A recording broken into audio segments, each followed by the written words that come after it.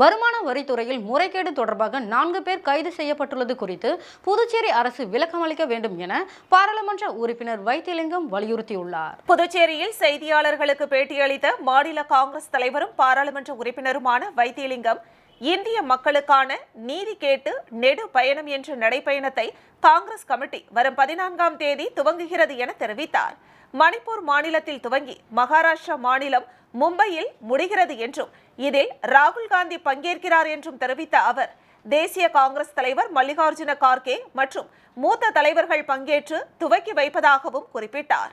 புதுச்சேரி வருமான வரித்துறையில் முறைகேடு தொடர்பாக சிபிஐ அதிகாரிகள் சோதனை நடத்தி குற்றம் சாட்டப்பட்டவர், குற்றம் கூறியவர் என 4 பேரை கைது செய்துள்ளதாகவும், இதற்கு புதுச்சேரி அரசின் நடவடிக்கை குறித்து விளக்கம் தர வேண்டுமென வலியுறுத்திய அவர், அதிகமான வரிகள் விதிக்கப்பட்ட மாநிலம் புதுச்சேரி என்றும், ஆனால் மிக குறைவான வரி வருமானத்தை பெறக்கூடிய மாநிலமும் புதுச்சேரிதான் என்றார்.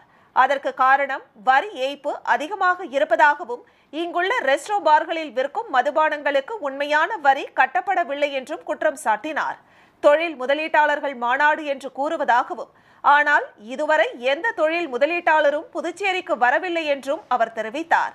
அமைச்சர் பதவியேற்ற பிறகு சேதராப்பட்டில் உள்ள நிலங்களை தனித்தனியாக பிரித்து கொடுத்து விட்டார் என்றும், போலியான தொழில் முனைவோர் என்று சொல்பவர்கள் மீது அந்த இடங்களை பதிவு செய்து உரிமை கொண்டாடி கொண்டிருப்பதாகவும் கூறினார். உண்மையான தொழில் முனைவோர் வந்தால் அவர்களுக்கு தருவதற்கு இடங்கள் இல்லை என்றும், இதனால் தான் தொழில் முதலீட்டாளர்களை அழைக்காமல் இருப்பதாகவும் காங்கிரஸ் தலைவரும் பாராளுமன்ற உறுப்பினருமான வைத்திலிங்கம் குற்றம் சாட்டினார்.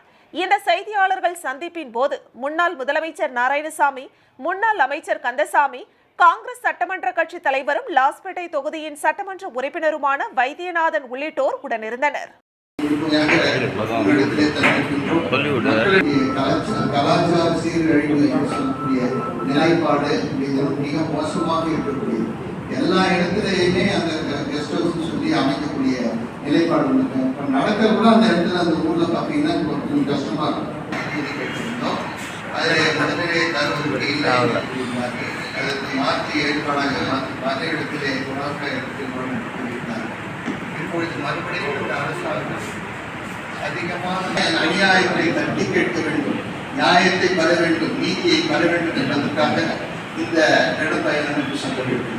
குறிப்பாக பொருளாதாரத்தில் இருக்கக்கூடிய அநீதிகள், சமூகத்திலே இருக்கக்கூடிய அநீதிகள், அதே போல ராஜ நீதியிலே இருக்கக்கூடிய அநீதிகள், இவற்றையெல்லாம் தட்டி கேட்பதற்காக மக்களுக்காக இந்த நடைபயணம் இருக்கின்றது என்று சொல்ல வேண்டும்.